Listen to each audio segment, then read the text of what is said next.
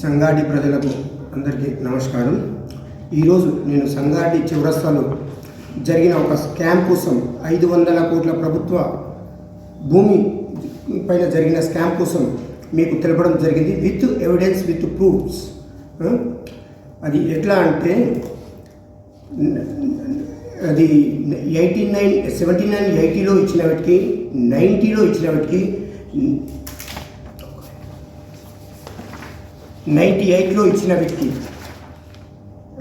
ఎన్ఓసీలు వచ్చినాయి. 98లో ఇచ్చిన వాటికి కూడా ఎన్ఓసీలు వచ్చినాయి. గతంలో రైతులు అవిట్లో ఏమన్నా బర్ల కొట్టాలు కానీ షెడ్లు కానీ వేసుకుంటే రెవెన్యూ కొనిపోయే కూలగొట్టేవాళ్ళు. కానీ ఇప్పుడు అది ఎందుకు అని అడిగితే ప్రభుత్వ భూమి అనేటోళ్ళు. ఇప్పుడు అట్లాంటి టోటల్ ఎన్ఓసీ వచ్చింది. 79 ఇచ్చిన వాటికి వచ్చింది, 90లో ఇచ్చిన వాటికి వచ్చింది, 98లో ఇచ్చిన వాటికి వచ్చింది. అది ఎట్లా మాకు అర్థమవుతలేదు. దానికోసం ఎన్నిసార్లు రైట్ ఇన్ఫర్మేషన్ యాక్ట్ కింద పెట్టినా కూడా ఎలాంటి పేపర్లు ఇవ్వలేవు. ఇవ్వనందుకు మేము కూడా అందులో ఇన్వాల్వ్ అయ్యి ఒకటి చేపించినాం. ఏంది పేపర్లు ఎట్లా వస్తున్నాయని తీయడానికి ట్రై చేసినాం.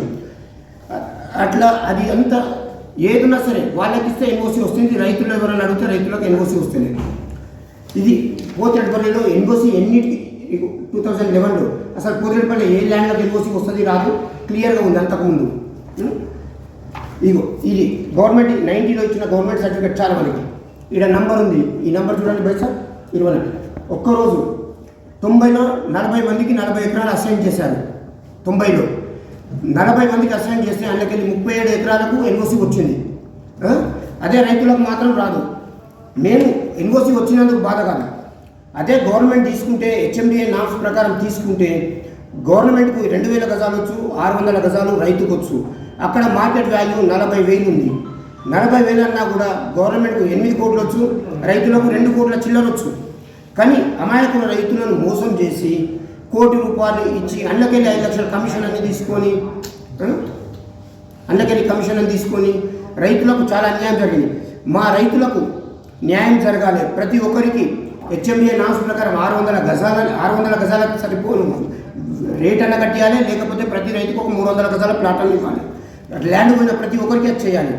దాంతోపాటు హైవే నుండి వెంకటలక్ష్మమ్మ టెంపుల్ వరకు రోడ్డు అని చెప్పి ₹1 కోట్లు గవర్నమెంట్ ప్రభుత్వ నిధులతో ఒక రోడ్ వేద్దామని స్టార్ట్ చేశారు.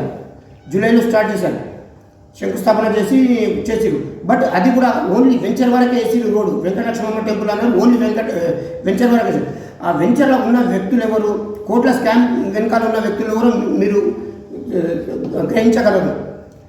ఇంకోటి, మా దగ్గర రైతులకు ఎకరాన్నర భూమి ఎకరా ఉంటే ఎకరాన్నర ఎన్ఓసీ ఇచ్చినాక కూడా రైతులు కొందరు ఒక్కడు హుషారు 2 ఎకరాలకు ఎన్ఓసీ తెచ్చుకున్నాడు. మళ్ళీ ఎకరాన్నర ఆల్రెడీ అమ్మేసుకున్నాడు. అదే బై నెంబర్ పెట్టి 1/2 ఎకరకు ఎన్ఓసీ తెచ్చిండు. ల్యాండ్ ఏమైనా పుడుతుందా?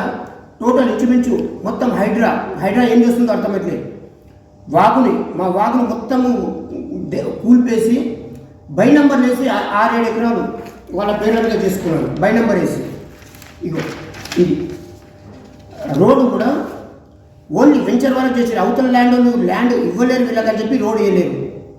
రోడ్డు ఇది ప్రభుత్వ నిధులతో చేసిన రోడ్డు వెంకటలక్ష్మమ్మ వరకు అన్నందుకు వెంచర్ వరకు ఎందుకు ఆగిపోయింది అంటే వాళ్ళకు భూములు ఇస్తేనేమో రోడ్లు అయితే లేకపోతే లేదా. దీని మీద నేను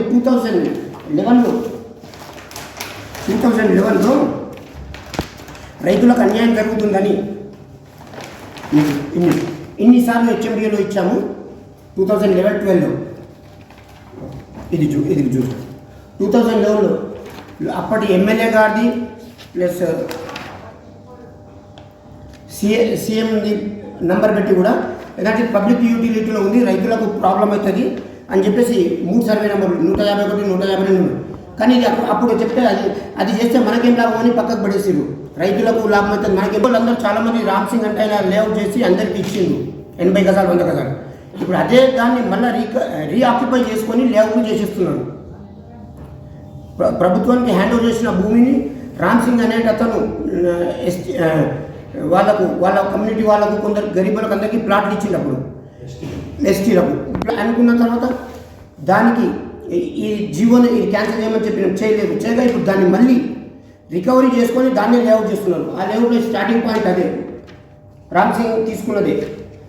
ఇంకోటి రోడ్డు కూడా 60 ఫీట్ల రోడ్ వేసిరు, అది బండ్ల బాట ఉంటే వాళ్ళ అనుచరులు ముందు కొనిపెట్టిరని చెప్పి రోడ్డును కూడా ఉల్టా చేశారు, రోడ్డు వాళ్ళకు అనుకూలంగా చేసుకున్నారు. ఇది ఇంకోటి ఈ స్కామ్లో అన్నిటికన్నా ఇంకొకటి, ఇది మామూలుగా ఒక గవర్నమెంట్ ల్యాండ్ ఎక్కడ ఉంటే దానికి పక్కన ఇది పక్క ల్యాండ్ వాళ్ళు వెంచరోళ్ళు జమానా చేసుకొని అమ్ముకున్నారు. వాళ్ళు పాపం వాళ్ళ గరీబులను పట్టుకొని వాళ్ళతో చేసుకొని దీన్ని కూడా రైతులకు మామూలు వాళ్ళకి ఏమీ తెలియదు. రైతులు ఇంకా ఇప్పటికీ అంటే అంత ఫాస్ట్ కాలేదు, మున్సిపల్లో ఉన్నంత ఫాస్ట్గా గ్రామ పంచాయతీలలో ఉండరు. వాళ్ళకి వచ్చేసి దీనిలో 4 కోట్లు బొక్క పెట్టిరు. ఇది ఒక సర్వే, ఈ లేఅవుట్కి సర్వే నెంబర్కి సంబంధమే లేదు. అయితే ఇంట్లో ఇక ఒక ప్రెస్ మిత్రులు వాళ్ళ వీళ్ళుట్లా దాన్ని అంతా కవర్ చేసుకుంటూ వస్తున్నారు. ఇట్లా చాలా జరిగినాయి. ఒకటి 500 కోట్లు గవర్నమెంట్ జరుగుతున్నప్పుడు దాని కోసం గవర్నమెంట్ ఎందుకు ఆలోచించదు? హైడ్రా ఏం చేస్తుంది? వాగును మొత్తం కూల్పేసి లేఅవుట్ చేస్తుంటే మొత్తానికి బై నెంబర్లు వేసి మొత్తం మళ్ళీ ఎన్ఓసీలు తెచ్చుకుంటారు. వాగ్దానికి ఎన్ఓసీలు ఎట్లా ఇస్తారు? ఉన్న ఎక్స్టెంట్ ఎంత? 50 ఎకరాలు ఉంటే 60 ఎకరాలు ఎట్లయితుంది ల్యాండ్? దాని మీద ఒకసారి ఎంక్వైరీ చేయాలని మేము ప్రభుత్వానికి కోరుతున్నాము. దీంట్లో ఇంకా ఎవరున్నారో వాళ్ళని కూడా ఎంక్వైరీ చేయాలి. సంగారెడ్డిలో అందరికీ తెలుసు ఎవరు లోకల్లో ఒక లోకల్ నాయకుడు ఎట్లా దీన్ని మొత్తం స్కామ్ చేసి ఎట్లా సంపాదించారో కూడా మొత్తం సంగారెడ్డి ప్రజలకు తెలుసు. కావున దీని మీద ఎంక్వైరీ చేసి రైతులకు న్యాయం జరగాలి. రైతులు ఇచ్చిండ్రు కావున రైతులకు ఎన్ఓసీ ఇవ్వలేరు, వీళ్ళు తెచ్చుకున్నారు.